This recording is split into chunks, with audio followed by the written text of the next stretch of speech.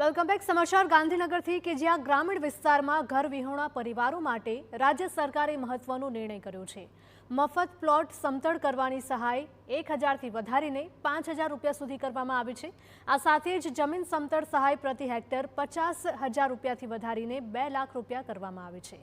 ગ્રામીણ આવાસ વિકાસને નવી ગતિ આપવા રાજ્ય સરકારનું આ મહત્વપૂર્ણ પગલું. સમતળ જમીન પર ઘર બાંધવું હવે વધારે સરળ બનશે. તો વધારેલી આ સહાયથી લાભાર્થીઓને આર્થિક રાહત મળશે. ગામતળ વિકાસ અને સૌને ઘર વિઝનને મળશે વધારે બળ. મુખ્યમંત્રી ભૂપેન્દ્ર પટેલના નેતૃત્વમાં ઠરાવ અમલમાં મૂકવામાં આવ્યો છે.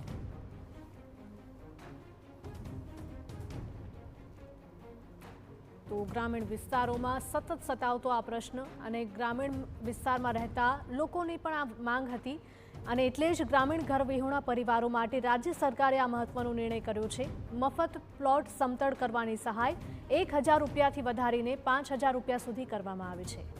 જમીન સમતળ સહાય પ્રતિ હેક્ટર દીઠ 50,000 રૂપિયાથી વધારીને 2 લાખ રૂપિયા કરવામાં આવી છે.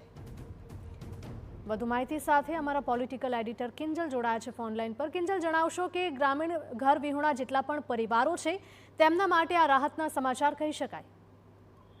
બિલકુલ રાહતના સમાચાર કહી શકાય, કેમ કે સૌના માટે ઘર એક કોન્સેપ્ટ હતો સરકારનો અને તે કોન્સેપ્ટ હેઠળ અલગ અલગ સમયે જે કહી શકાય કે જાહેરાતો છે તે કરવામાં આવી છે. અલગ અલગ સમયે વપરાશમાં વધારો છે તે કરવામાં આવ્યો છે. આ વખતે ગ્રામીણ વિસ્તારોની અંદર જેટલા પણ ઘર વિહોણા જે કુટુંબો છે તેમને જે મફત પ્લોટ ફાળવવામાં આવે છે તેમને સમતળ કરવા માટેની સહાયમાં વધારો કરવામાં આવ્યો છે.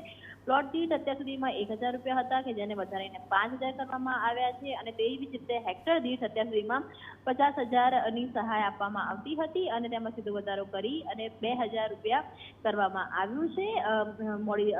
જે રીતનો ઠરાવ છે તે પણ રાજ્ય સરકાર દ્વારા આપવામાં આવ્યો છે અને તે અંગેની જે સૂચનાઓ છે એ ચાહે પંચાયત વિભાગ હોય કે ગ્રામ ગૃહ નિર્માણ હોય કે ગ્રામ વિકાસ હોય તેને પણ આપી દેવામાં આવી છે. એટલે કે જેટલા પણ ઘરો જે છે ગ્રામ્ય વિસ્તારની અંદર ઘર વિહોણા પરિવારો છે તેને 100 ચોરસ વારની અંદર મફત રહેણાંક પ્લોટની જે યોજના છે તેને અમલમાં મૂકવામાં આવી છે. તેની અંદરના આ જે ફેરફારો છે, નિયમો છે તે આપવામાં આવ્યા છે. બિલકુલ કિંજલ, માહિતી બદલ આપનો આભાર.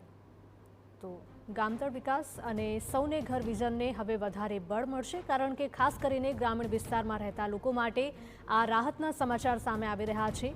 અસમતળ જમીનને સમતળ કરવા માટે સરકારે સહાયમાં વધારો કર્યો છે.